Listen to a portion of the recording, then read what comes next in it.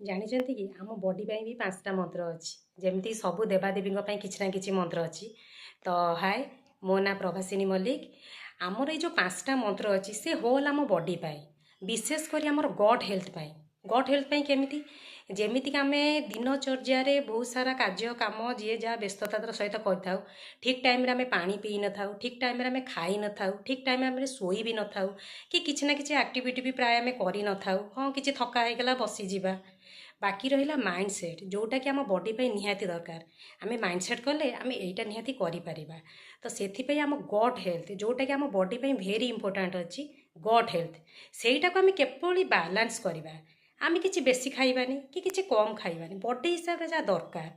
ଯେମିତିକି ଆମର protein, prebiotic, probiotic, carbs, ଏମିତି ବହୁତ ସାରା କିଛି ନା କିଛି ହେଲ୍ଦି ୱେ ଅଛି ଯେଉଁଟାକି ଆମ ଗଟ୍ ହେଲ୍ଥକୁ ଠିକ୍ ରଖିପାରେ।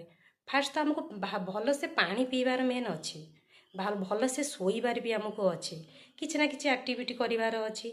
ତ ଏଇ ସବୁକୁ ନେଇକି ଯଦି ଆମେ ଏଇ 5ଟା ମନ୍ତ୍ର, ଯେମିତିକି ମୁଁ କହିଲି, ଖାଇବା ପିଇବା ଶୋଇବା ଆକ୍ଟିଭିଟି କରିବା ମାଇଣ୍ଡ ସେଟ୍, ଇଏ ହେଉଛି ଆମର 5ଟା ମନ୍ତ୍ର ଆମ ବଡି ପାଇଁ। ଏଇଟାକୁ ଯଦି ଆମେ ସମ୍ପୂର୍ଣ୍ଣ ଠିକ୍ ରଖୁଛେ ତ ଆମେ ବି ସୁସ୍ଥ ରହିବା, ଆମ ଗଟ୍ ହେଲ୍ଥ ବି ସୁସ୍ଥ ରହିବ। ମୁଁ ଆଉ କିଛି କହିବାକୁ ଚାହିଁବି ନେକ୍ସଟ ଭିଡ଼ିଓରେ। ତ ଥ୍ୟାଙ୍କ ୟୁ।